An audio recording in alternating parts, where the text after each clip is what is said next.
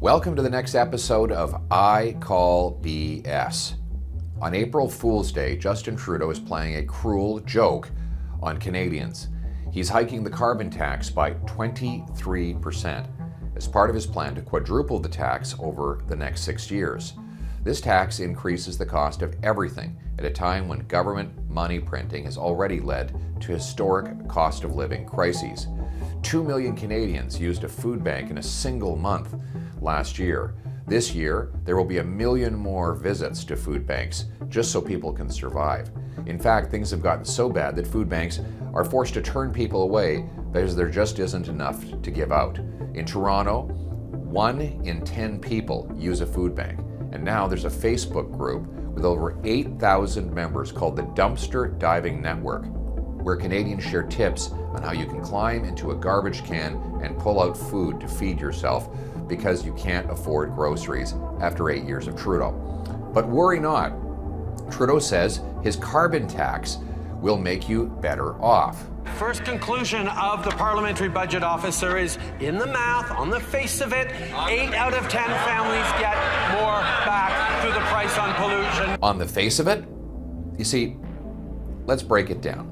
There is the direct cost of the carbon tax you see on your bill as you buy gas or pay for your heating. There's the indirect cost added to goods that become more expensive because the carbon tax increases the cost of making and transporting them. For example, a tax on the fuel of the farmer who makes the food and the trucker who ships the food is a tax on all who buy the food. But then there is the third cost, the economic cost. Because the tax weighs down businesses and farmers and other producers, it forces the economy, and therefore wages, pensions, and other income, to drop. That's not my interpretation. It comes from the Parliamentary Budget Officer's own study. He confirmed that the carbon tax makes 60% of families poorer. You can hear it for yourself. Once you factor in the rebate, but also the economic impacts, based on our modeling, the majority of households will see a negative impact as a result of the carbon tax. The Parliamentary Budget Officer has in fact calculated that the overall GDP of Canada is 0.6% lower this year because of the carbon tax than it would otherwise be, an amount that will grow year after year after year. Now, 0.6% might not sound like a lot, but it works out to $18 billion in reduced GDP, a cost of more than $1,000 for every family in Canada. These costs are not included in Justin Trudeau's face value calculation of what people truly pay in carbon taxes. Happily, the Parliamentary Budget Officer has included them and done so in a way that demonstrates the vast majority of Canadians are worse off and pay more than they get back.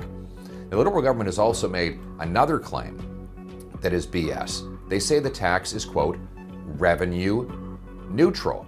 We have guaranteed that this price on carbon will be revenue neutral for the federal government. In fact, public records show that from 2019, when the tax came in, to 2023, the most recent calendar year, the government collected $20.7 billion in carbon tax revenue, but only paid out $18.6 billion in rebates. That means the government kept a net $2.1 billion of your money. That's right, they took in $2.1 billion more in carbon taxes than they paid out in these so-called carbon rebates.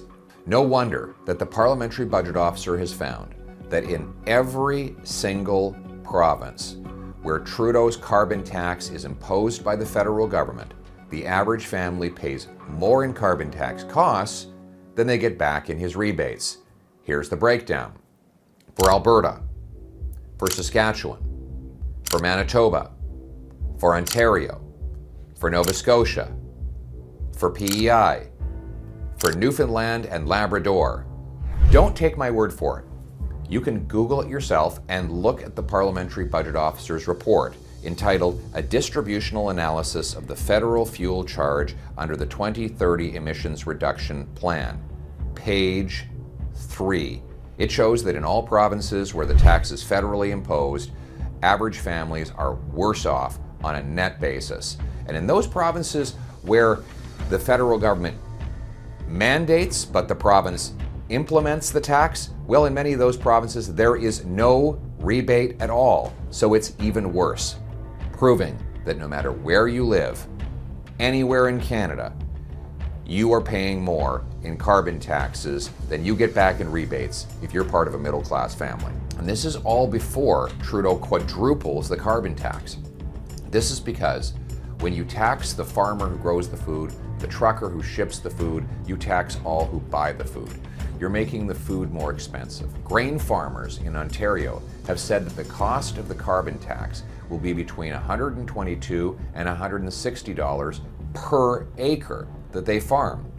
According to the Canadian Trucking Alliance, the trucking industry has paid $1.2 billion last year for the carbon tax.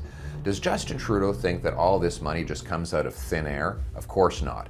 When government raises the costs on the businesses that sell you things, they pass on those costs through higher prices for consumers and lower wages for workers. In other words, there's one person who pays for it, you. And that's why when Trudeau says the tax makes you better off, I call BS. Common sense conservatives will cut the BS and the tax. Better yet, we'll axe the tax altogether. Let's bring it home.